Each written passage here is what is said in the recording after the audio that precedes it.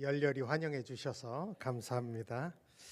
저는 한국의 서울의 서초동이라는 곳에 서울고등학교를 매 주일마다 빌려서 예배드리고 있는 노분투 푸른교회에서 목회를 하고 있습니다. 세크라멘토 진짜 처음이고요. 이 사경을 위해서 기도해 주셔서 너무너무 감사드리고 주일까지 여러분 계속 저를 위해서도 기도해 주시길 부탁드립니다. 이렇게 말씀을 나눌 수 있는 기회를 주셔서 정말 감사드리고 목사님께도 감사를 드립니다. 저는 우리의 신앙생활의 목표가 내가 원하는 사람이 되거나 내가 원하는 것을 갖는 것이 아니라고 생각합니다. 우리 신앙생활의 목표는 하나님이 찾으시는 사람이 되는 거가 우리 신앙생활의 목표이어야 된다고 생각합니다. 하나님 이용해서 내가 바라고 원하는 것을 갖고자 한다면 그것은 기독교를 또 다른 미신으로 만드는 것과 같다고 생각합니다. 여호와 하나님, 우리 하나님은 그렇게 우리가 막 이용할 분이 아니십니다. 그러니 신앙생활의 목표가 하나님을 이용하려는 것이 아니라 하나님이 찾으시는 그 사람이 내가 되도록 하는 것이 저는 100번 1000번 맞다고 생각합니다. 왜냐하면 우리 하나님이 만왕의 왕이시고 만유의 주가 되시기 때문입니다. 예수 믿는 우리에게 기뻐할 조건이나 환경이 없어도 우리가 그래도 감사하고 기뻐할 수 있는 유일한 이유가 있다면 그것은 하나님, 그분 때문입니다. 그래서 하나님이 우리의 소망이시기 때문에 우리가 절망 중에도 항상 기뻐할 수 있다고 성경은 이야기합니다. 신앙생활에서 가장 큰 무기 또 믿음으로 살 수 있는 비결은 그래서 하나님을 아는 것입니다. 우리가 하나님을 아는 것이 바로 우리에게는 생명이요 힘이라고 성경은 이야기합니다. 그래서 신앙생활은 그 하나님을 닮아가고 알아가는 과정이 저는 신앙생활이라고 생각합니다. 저는 오늘 시편 113편에 나오는 하나님을 여러분께 정말 자랑스럽게 소개하고 싶습니다. 시편 113편에서 우리 하나님은 바로 스스로 낮추사 살피시는 하나님이라고 합니다. 시편 113편을 천천히 살펴보면 저자가 첫 번째 1절부터 명령하고 선포하는 게 있습니다. 그래서 113편 1절이 이렇게 시작이 됩니다. 할렐루야 여호와의 종들아 찬양하라, 여호와 이름을 찬양하라. 여러분, 히브리어로 반복된다는 것은 강조하는 겁니다. 그래서 성경에서 반복이 될 때 강조하시는구나 라고 생각하셔야 돼요. 이 1절만 보더라도 같은 말을 3번이나 반복하고 있습니다. 굉장히 강조하고 확신하면서 얘기하는 겁니다. 뭘 강조하느냐? 여호와를 찬양하라는 거예요. 여러분, 할렐루야라는 히브리어의 뜻이 여호와를 찬양하라라는 뜻입니다. 그리고 바로 뒤어서 2번이나 여호와를 찬양해라, 찬양해라. 왜 하나님을 찬양하라 그럴까요? 2가지 이유 때문이죠. 먼저 4절에 보게 되면 여호와는 모든 나라보다 높으시며 그의 영광은 하늘보다 높으시도다 합니다. 우리 하나님이 모든 나라보다 높으시기 때문에 찬양하라는 거예요. 당연하죠. 모든 나라보다 어떤 지도자보다 높은 분이 우리 하나님이에요. 세상의 어떤 권세보다 하나님이 더 높으시기 때문에 당연히 찬양 받으셔야 합니다. 시편 저자는 우리 하나님이 어떤 나라와 어떤 권세보다 높으신 분이 확실하기 때문에 그 하나님을 찬양하라고 3번이나 반복해서 명령하고 있습니다. 그 영광이 하늘보다 높으시대요. 여러분, 아무리 세상에서 유명한 사람이라도 그의 권세가 하늘보다 높지 않습니다. 아무리 부자라도 하나님의 영원한 영광과는 비교할 수 없다고 성경은 이야기합니다. 하나님의 영광에 비하면 그 어떤 세상의 권력자나 유명한 자나 영광도 하찮은 순간에 불과합니다. 죽으면 끝이에요. 여러분, 저는 이 말씀을 믿습니다. 여러분은 믿으십니까? 우리 하나님이 정말 높으시다는 사실이요. 근데 여러분, 다른 종교에서도 자신들의 신이 그렇다고 얘기할까요? 당연히 얘기합니다. 모든 종교에서는 자신들의 신이 위대하다고 이야기합니다. 근데 시편 113편에서 우리 하나님이 찬양받으셔야 할 또 다른 이유를, 두 번째 이유를 이렇게 오늘 본문이 설명하고 있죠. 5절부터 8절에 보면 여호와 우리 하나님과 같은 이가 누구리요? 높은 곳에 앉으셨으나 스스로 낮추사 천지를 살피시고 가난한 자를 먼지더미에서 일으키시며 궁핍한 자를 거름더미에서 들어세워 지도자들 곧 그 백성의 지도자들과 함께 세우시며 라고 나옵니다. 우리 하나님 높으시대요. 높은 곳에 앉으셨으나 스스로 낮추사 천지를 살피시는 분이라고 설명합니다. 전지전능하고 영광스러운 분이시지만 스스로 낮추시는 분이라고 해요. 그리고 낮추셔서 뭐 하신대요? 천지를 살피신대요. 여러분, 세상에 어떤 종교에 어떤 신도 이런 신은 없습니다. 스스로 낮춰서 천지를 살펴서 뭐 하시는지가 중요하죠. 가난한 자를 먼지더미에서 거름더미에서 일으켜서 높이 들어서 그를 지도자로 세우신다고 해요.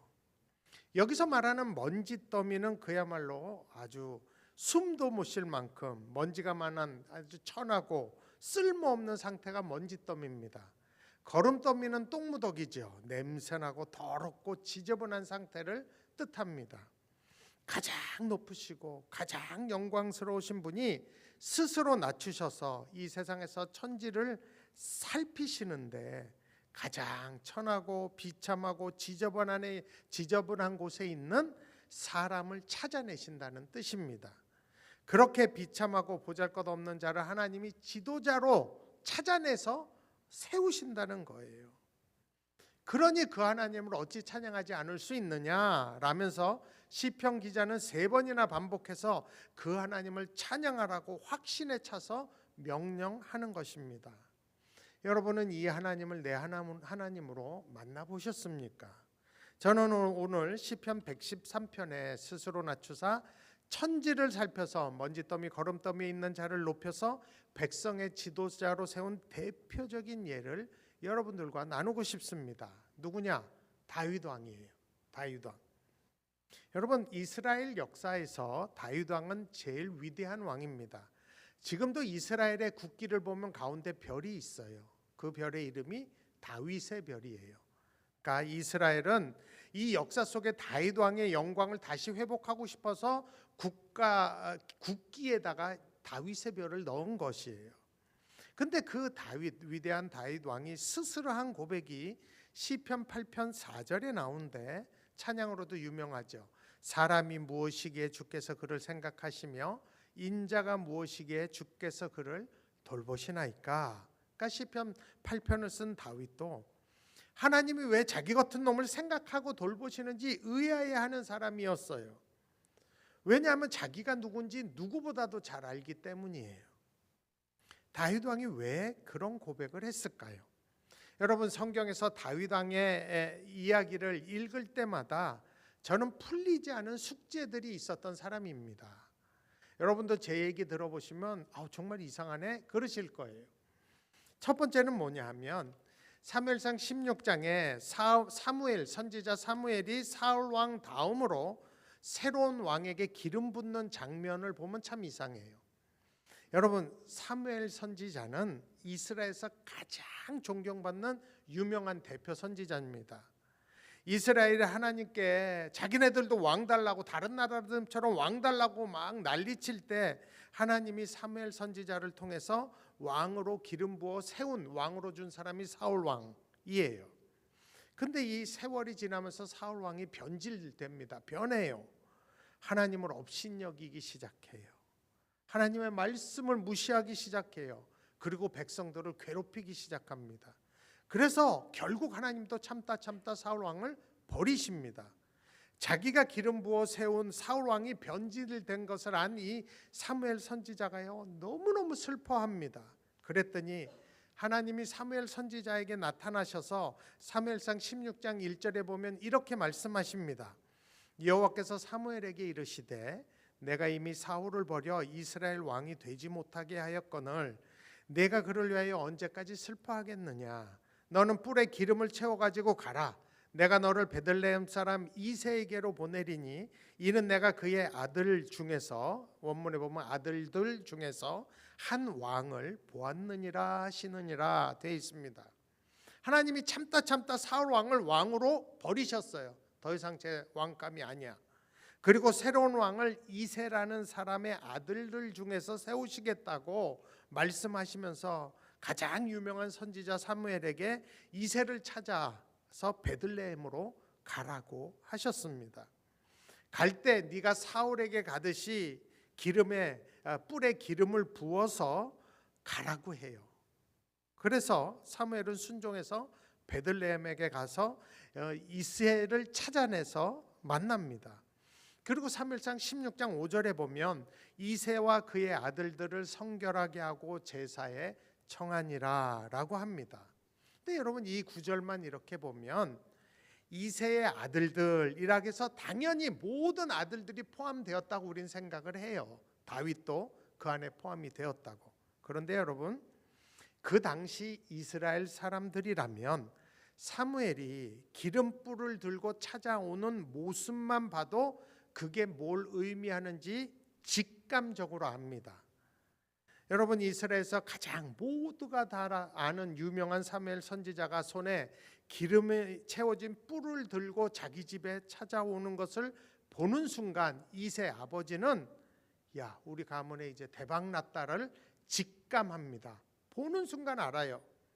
굳이 사무엘이 이새에게 새로운 왕을 기름 부으러 왔다고 이야기하지 않아도 기름불을 선지자가 들고 왔다는 그것, 그리고 너희 아들들과 함께 예배드리자 했을 때 자기 가문에서 왕이 난다는 걸 이새는 알아차립니다. 그리고는 자기 아들들을 하나씩 사무엘 앞에 지나가게 세웁니다. 그러면 사무엘이 하나님께 묻겠죠. 하나님 저한테 기름 부어요? 라고 물을 거예요. 그래서 하나님이 아니야. 그러면 너 나가. 다음 해서 둘째가 들어오고 그렇게 되죠. 이새의 첫째 아들 엘리압이 사무엘에게 들어왔을 때 사무엘이 걔를 보고 너무 마음에 들었어요. 아마 엘리압은 키도 훤칠이 크고 훈남이고 잘생기고 아마 눈도 부리부리하고 눈빛부터 달랐을 거예요. 여러분 우리도 가끔 이렇게 딱 봤을 때 귀티 흐르고 뭔가 이렇게 까민 사람들이 있잖아요. 비장 아주 크게 될 것 같은 느낌이 드는 사람이요. 그래서 야 얘는 진짜 까미다 라는 느낌이 올 때가 있어요. 마치 사무엘 선지자가 사울이라는 청년을 처음 봤을 때 그 느낌이 이새의 첫째 아들이 들어오는 걸 보고 팍 들은 거예요. 여러분 유명하고 신령한 선지자라면 사람은 어느 정도 볼 안목 정도는 있지 않겠습니까? 그러니까 이 6절에 보면 사무엘이 이렇게 얘기해요. 여호와의 기름 부으실 자가 과연 주님 앞에 섰도다 라고 얘기할 정도. 얘네 사무엘이 직감을 한 거예요. 그때 하나님이 사무엘에게 하신 말씀이 저 같은 사람, 우리 특히 김태일 목사 같은 사람한테는 굉장히 위로가 되는 말씀을 합니다. 거울을 아무리 봐도 귀티든 없고 호감이 가지도 않고 키도 안 큰 사람들, 신랑감으로 여러분 외모나 이런 거 중요하게 보는 자매님들 또 어머님 아버님들 하나님 음성 잘 들으시기 바랍니다. 하나님이 사무엘에게 뭐라 그랬는지 7절에 이렇게 얘기합니다. 그의 용모와 키를 보지 말라. 너무 감사하죠. 그의 용모와 키를 보지 말라. 격려가 됩니다. 그래갖고 이새가 하나하나 자기 아들들을 사무엘 선지자 앞에 지나가게 합니다. 근데 제가 진짜 이해가 되지 않는 말씀이 바로 사무엘상 16장 10절에 나와요. 10절에 보면 이새가 그의 아들 7을 다 사무엘 앞으로 지나가게 하나 사무엘이 이새에게 이르되 여호와께서 이들을 택하지 아니하셨느니라 하고 라고 해요. 근데 저는 성경을 볼 때마다 이 구절이 너무 이상한 거예요. 왜냐하면 나는 이새 아들이 몇 명인지 다 알아요. 이미 알죠. 목사인데 그건 모르겠어요. 이새 아들은 8명이에요. 근데 이 기록에 보면 이새가 그의 아들 7을 다 사무엘 앞으로 지나가게 하나 마치 이새에게는 아들이 7명이 있었다는 것처럼 성경이 기록을 한 것이에요. 그 아들 7을 다라고. 여러분, 분명히 선지자는 이새에게 너희 아들들을 다 성결하고 하게 하고 같이 예배드리자고 했어요. 그래서 우리는 그 구절을 볼 때 당연히 8명 다 왔겠지라고 생각하지만 이새가 데려와서 사무엘 선지자 앞에 세운 아들은 총 7명이었어요. 근데 하나님이 이들이 다 기름 부으실 자가 아니라는 거예요. 사무엘이 당황했겠죠. 왜? 분명히 하나님이 이새의 아들들 중에 내가 한 왕을 봤다고 말씀하셨기 때문이에요. 기름 부을 자가 이 아들들 중에 있기 때문에요.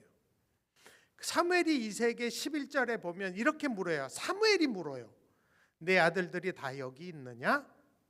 여러분, 사무엘이 물었다는 게 너무 이상해요. 이해가 되지 않아요. 아들들 다 데려오라고 해서 7명만 데려온 것도 정말 이상하지만 거기 7이 다 지나가도록 선지자 사무엘 표정이 아니야. 그러면 7이 다 지나가도 아니라 그러면 아버지 이새는 어떻게 해야 정상이에요? 빨리 하나 더 있다고 지가 먼저 얘기해야 정상이에요. 근데 이새는 입 꽉 다물고 있어요. 사무엘이 먼저 물어요. 진짜 다냐? 네 아들들이 이게 다냐? 그때 이새가 뭐라고 대답합니까? 아직 막내가 남았는데 그는 양을 지키나이다. 근데요, 참 이상한 게 이새가 정말 막내 다윗을 데려올 마음이 있었다면 이번 애라도 잠깐만 기다리시라고 먼저 얘기했어야 돼요. 근데 여러분, 사무엘상 16장 11절을 보세요. 11절에 보면 이렇게 나와요. 또 사무엘이 이새에게 이르되 내 아들들이 다 여기 있느냐? 이새가 이르되 아직 막내가 남았는데 그는 양을 지키나이다. 사무엘이 이새에게 이르되 사람을 보내어 그를 데려오라. 그가 여기 오기까지는 우리가 식사 자리에 앉지 아니하겠노라 라고 해요. 막내를 누가 데려오라 그래요? 선지자가 데려오라 그래요. 아버지가 온단 말 안 해요. 그러니까 선지자는 계속 보채는 거예요. 빨리 데려오라고. 근데 이새는 머뭇머뭇해요.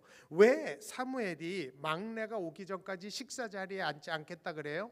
아버지가 얘기한 거예요. 밥부터 먹자고. 그런 거잖아요. 밥부터 먹으라고 걔 데려올 테니까 먼저 식사부터 하시자고 얘기하니까 선지자가 그렇게 나 걔 올 때까지 밥 안 먹겠다고 얘기한 것이에요. 여러분, 아버지가 막내를 챙깁니까 지금? 아니에요. 도대체 아버지 이새에게 다윗은 어떤 아들이었기에 이렇게 할까요? 우리는 그냥 쉽게 생각, 다윗이 막내였으니까 당연히 양을 지었겠지. 다 나이 순이겠지. 근데 여러분, 이스라엘에서 가장 존경받는 이 선지자 사무엘이 이새에게 왔을 때, 왕을 세울 때 붓는 뿔에 기름을 부어 갖고 왔을 때, 여러분이 부모라면 막내만 굳이 빼놓을 필요가 있었을까요? 저 같으면 안 그럴 것 같아요. 왕이 날지도 모르는데. 그리고 여러분, 성경에서 대부분 등장하는 막내는 어느 왕래도 막리를 시키지 않아요. 여러분, 야곱이 가장 아끼는 사람이 11번째 요셉과 12번째 베냐민이었어요. 야곱은 늘 요셉을 이룬 후에 베냐민을 끼고 돌아요. 막리를 시키지 않아요. 진짜 혹시 우리가 그렇게 생각할 수 있죠. 정말 양은 누군가는 지켜야 되는데 맡길 사람이 없어서 8 중에 그러면 막내를 시켰겠지라고 생각할 수 있어요. 근데 여러분, 그게 사실이 아니라는 증거가 사무엘상 17장 20절에 나옵니다.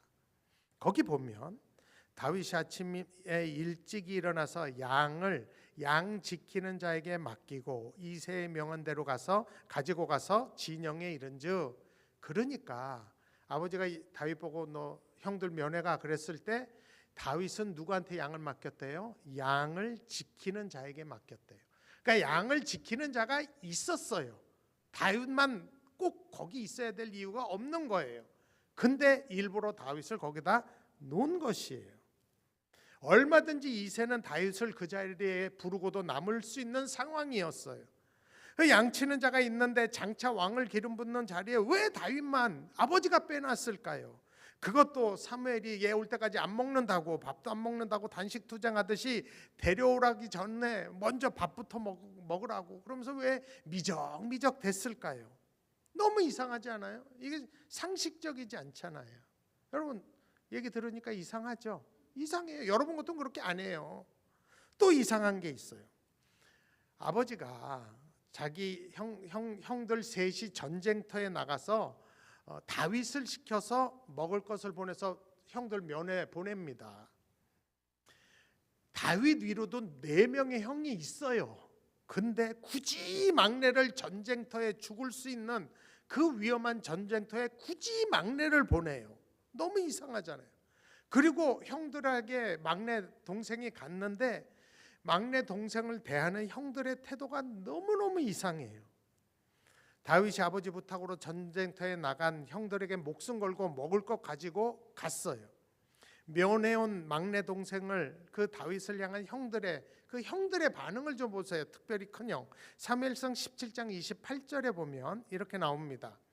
큰형 엘리압이 다윗이 사람들에게 하는 말을 들은지라 그가 다윗에게 노를 바라여 이르되 내가 어찌하여 이리로 내려왔느냐 들에 있는 양들은 누구에게 맡겼느냐 나는 내 교만과 내 마음의 완악함을 아노니 내가 전쟁을 구경하러 왔도다. 여러분, 이게 막내 동생을 반기는 큰 형의 말투라고 생각하세요? 아무리 막내 동생이 철없이 그럼 저 골리앗 이기면 뭐 해준대요 라고 물었어도, 지가 만약 이길 것처럼 이야기했어도, 만약 큰형이 그것을 들었다면 빨리 막내를 입 맞고 데려와서 타일내는 게 정상이에요. 근데 모든 사람이 있는 앞에서 그렇게 막 화를 내면서 욕하면서 얘한테 얘기하는 거예요. 여러분, 한국에서도 아무리 사이 나빴던 형제가 아니라도 형이 군대 가서 막내가 치킨 사들고 가잖아요. 다 좋아해요. 눈물 흘려요. 전부 다 그래요. 근데 목숨 걸고 전쟁터에 온 막내 동생에게 가장 큰 형이, 아버지 같은 큰 형이 한 말이 뭐예요? 왜 왔어? 야 이놈아, 왜 왔어? 양은 누구에게 맡겼어? 그러니까 너는 양보다 귀하다는 거예요? 못하다는 거예요? 못하다는 얘기예요. 넌 양만도 못한 놈이야 라는 얘기예요. 걱정이 돼서 묻는 말투가 아니에요. 얼마나 고생이 많았냐 묻지 않고 양은 어쨌냐고, 누가 이렇게 맡겼냐고 막 화부터 내요. 그리고 사람들 앞에서 너는 교만하고 마음이 완악한 놈이라고, 무슨 전쟁이 소꿉장난이냐고, 구경하러 왔어 라고 큰형이 이야기하는 거예요. 여러분, 도대체 이 큰형에게 막내 동생은 어떤 존재이길래 이렇게 할까요? 이상하지 않아요? 너무 이상하잖아요. 제가 또 다윗에게 풀리지 않았던 가장 큰 의문점 중에 하나가 시편 51편에 나오는 다윗의 고백입니다. 시편 51편 5절 우리 한번 다 같이 읽어보면 좋을 것 같아요. 나오죠? 예, 다 같이 읽습니다. 시작.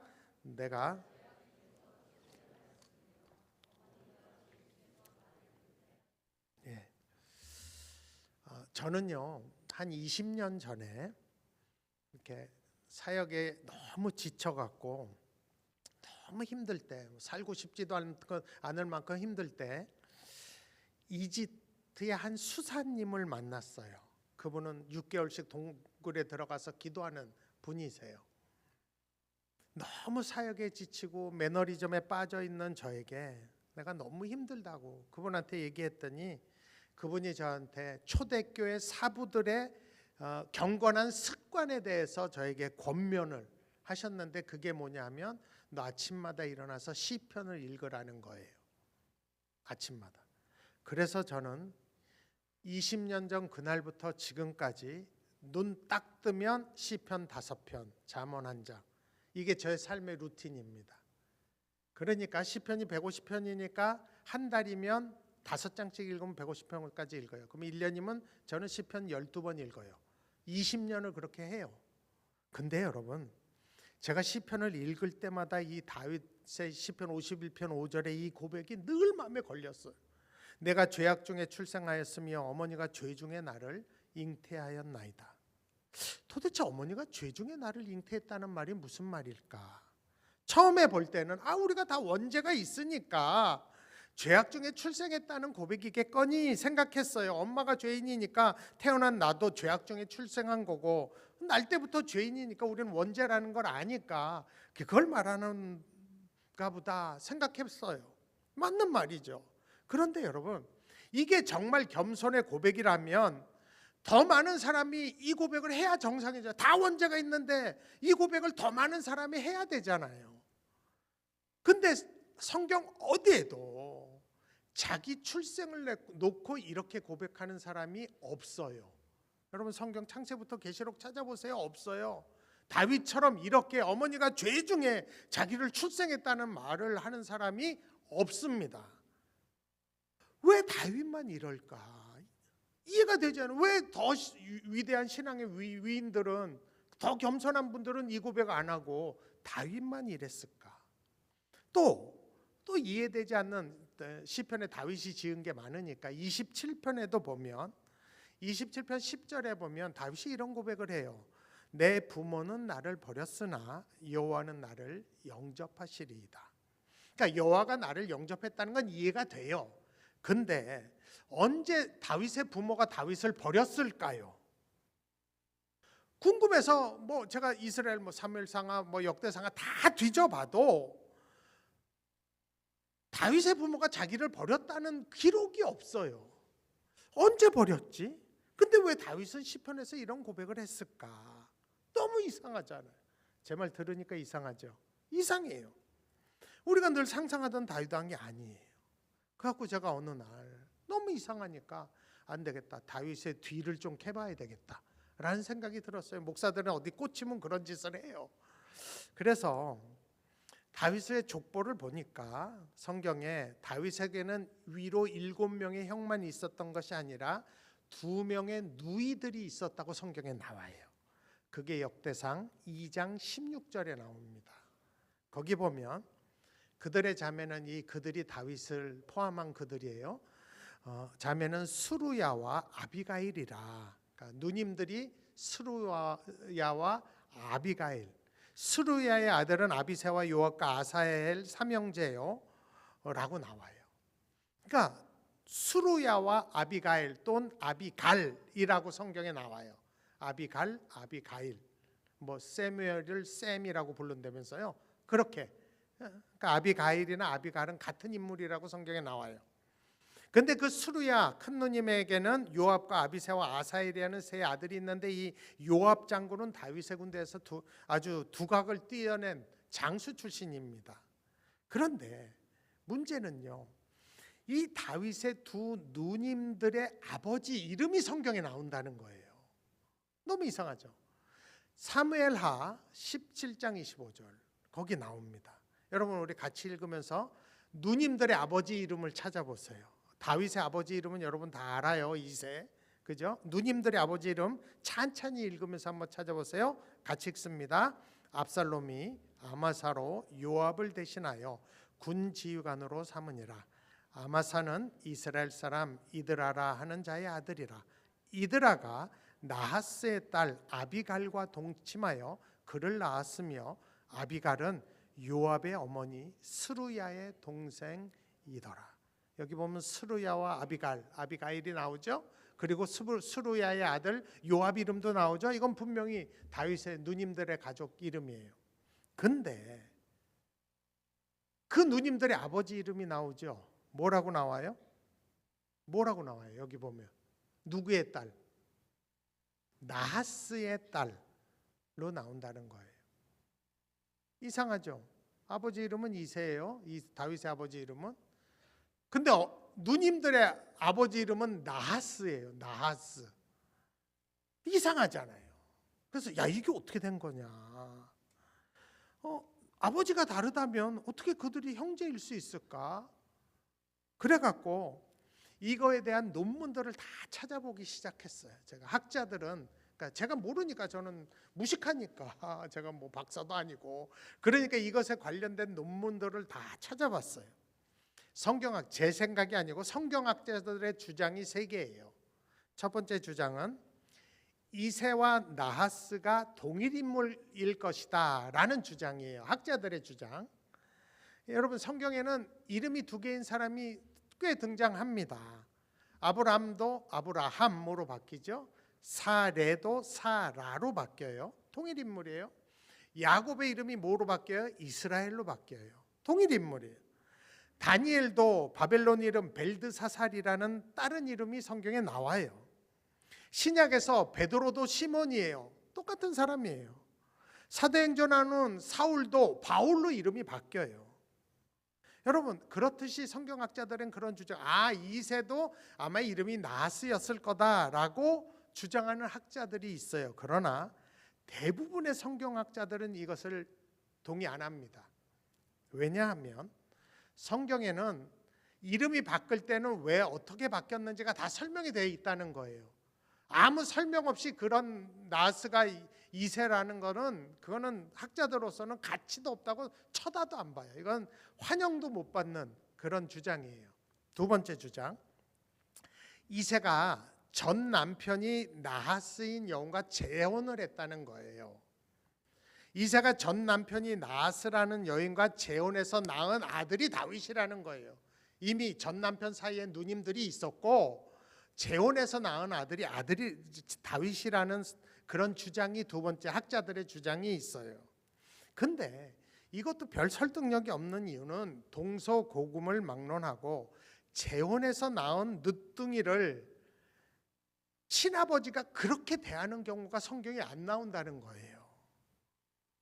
여러분, 재혼해서 얻은 막내 아들이 다윗이라면 분명 부모는 늦둥이 다윗을, 아버지는 끼고 돌았을 거예요. 야곱이 막내 끼고 돌았듯이. 양을 맡길 자들이 있음에도 불구하고 다른 형들은 선지자 앞에 서게 하고 그만 따로 넌 양 치고 있어, 이렇게 안 한다는 거예요. 설사 재혼을 해서 다윗을 낳았다고 해도 또 풀리지 않는 게 이제 시편 51편 15절, 내가 죄악 중에서 출생하였으며 어머니가 죄 중에 나를 잉태하였나이다. 이게 설명이 안 돼요. 그러니까 이 두 번째 주장도 별 설득력이 없어요. 세 번째 학자들의 주장이 이게 가장 유력한데요. 저도 이걸 지지하는데 뭐냐 하면, 다윗과 누님은 다른 친형제와 어머니가 다른데 이 다윗의 어머니와 이새라는 아버지는 불륜이라는 거예요. 그러니까 아버지 이새가 바람 피워서 아들을 낳았는데 걔가 다윗이고, 그리고 그러니까 두 이미 딸이 있는 유부전한 간통해 갖고 낳은 아들을 낳아서 이 이새가 자기 씨니까 자기 집으로 데려왔다는 설이에요. 그러면 여러분, 이게 사실이라면, 이 학자들의 주장이 맞다면 제가 왜 이걸 받아들이냐 하면, 다윗의 아버지 이새와 그 어머니는 간음을 한 거예요. 그건 성경이 분명히 죄로 정죄하는 거예요. 그리고 그렇게 어머니가 다윗을 지 아버지한테 보내버렸다면 다윗은 어머니에게 버림받은 게 사실이에요. 그리고 다윗의 아버지와 형제들이 그를 왜 이렇게 미워하고 수치스러운 존재로 여겼는지가 가장 잘 설명이 돼요. 여러분, 어느 날 아버지가 아들 7이나 있는데 바람 피워서 8째 아들을 데려왔다고 생각해 보세요.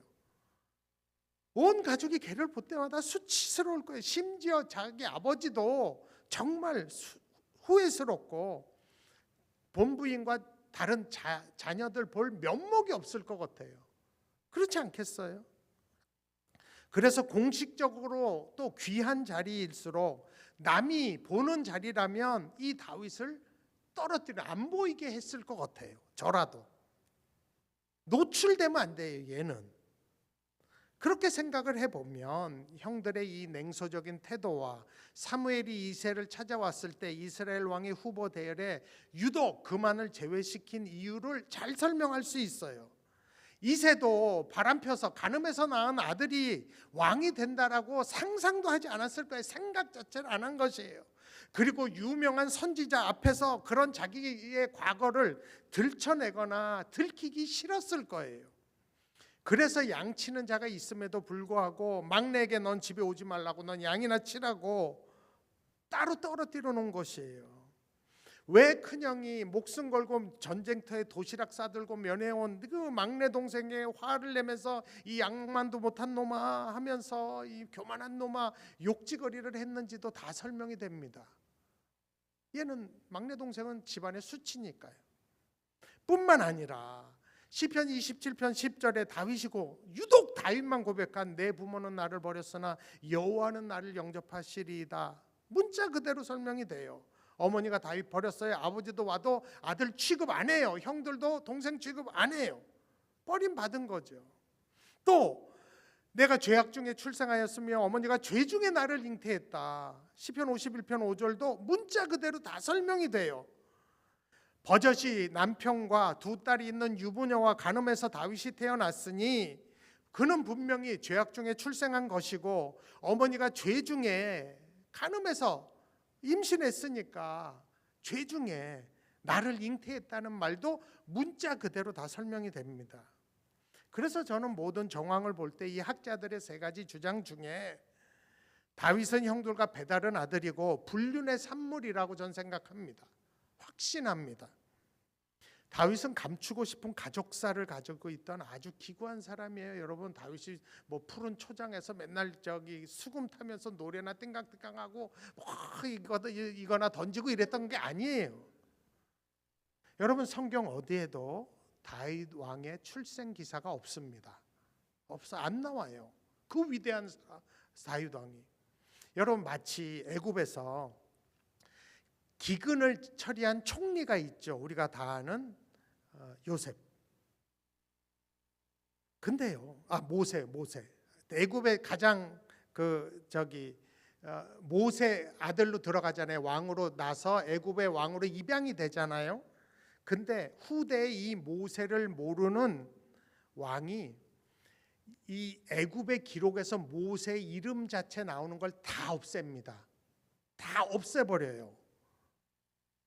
다 불태워버려요. 그래서 애굽에는 모세가 존재했다는 게 기록에 있질 않아요. 성경 외에는. 왜냐하면 모세가 그만큼 뛰어났기 때문이에요. 민족의 수치였어요. 민족의 수치. 그래서 후대의 왕이 이거 애굽인도 아닌데 걔가 이렇게 뛰어났어? 지워. 다 없애버린 거예요. 여러분, 다윗에게는 자기의 출생이 그런 수치였을 거예요. 분명히. 그래서 역사 어디에도 자기의 기록을 안 남긴 것 같아요. 제가 실제로 우리 테일 목사님도 이스라엘 전문가인데 이스라엘의 역사를 박사 공부하는 연구원을 제가 또 이제 성지순례 가서 만났어요. 너무 궁금하니까 제가 물어봤어요. 그 역사 전공자에게 다윗에 대한 출생 기록이 있느냐. 그랬더니 그 역사 전공한 분이 이렇게 설명을 해요. 정말 이상하대. 성경엔 다윗의 이름이 많이 나오는데 이스라엘 역사 어디에도 토기 조각 한 군데 다윗이라는 이름 외에는 다윗이라는 이름 자체가 없대요. 기록이 없대요. 그래서 제가 없앴구나. 신기할 정도로 그렇다는 거예요. 여러분, 다윗이 소년 시절을 목동으로 낭만적으로 보낸 게 아닙니다. 자신의 출생의 상처를 갖고 있었어요. 가족으로부터 늘 소외당했어요. 시편 113편의 표현에 의하면 먼지더미 거름더미에 쓰러진 상태가 바로 다윗이 목동 일대의 상태예요. 그런 다윗을 가장 높으시고 영광스러운 하나님이 스스로 낮추셔서 천지를 살펴서 찾아내신 거예요. 그리고 백성의 지도자로 세우신 거예요. 부모에게 버림받고 자식 대접도 받지 못하고 가족에게 멸시당하고 외부에 노출되지 않도록 늘 숨겨주고 소외된 존재였던, 그리고 고된 일은 다 도맡아 하던 양보다 못한 대접을 받았던 그 다윗, 그 비참한 상태가 바로 먼지더미 거름더미의 상태였을 거예요. 그런 다윗을 하나님이 찾아내셔서 만나주시고 일으키시고 지도자로 세우셨다는 거예요. 다윗이 그 은혜를 아는 거죠. 다윗이 그 하나님이 천지를 살피시면서 자기를 찾아오셨을 때 다윗은 그 하나님을 만났어요. 그리고 자기의 아픈 과거와 모든 것을 그 아버지 하나님께 다 가져간 것이죠. 우리 하나님이 사랑이신 하나님이 그거 다 들어주시고 마음 만져주시고 위로하셨던 거예요.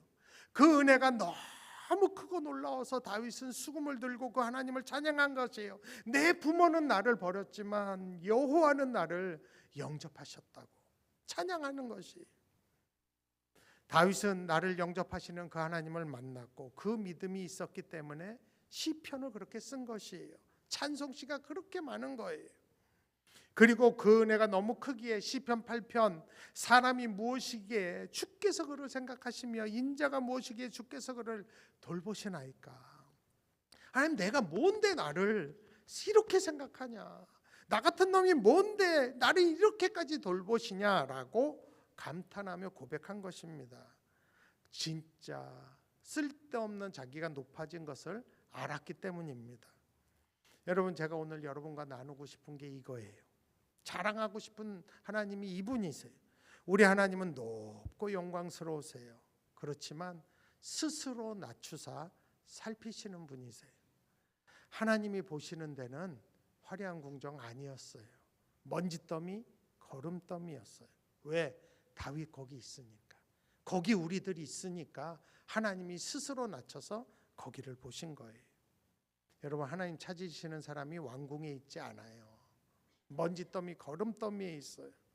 그래서 거기에 있는 우리를, 다윗을 일으켜 지도자로 높이는 분이 우리 하나님이시라는 거예요. 오늘도 그 하나님은 동일하게 천지를 스스로 낮추셔서 천지를 살피십니다. 그리고 먼지더미와 거름더미를 유심히 보십니다. 왜요? 그 안에 하나님이 들어서 높이실 누군가가 있기 때문입니다.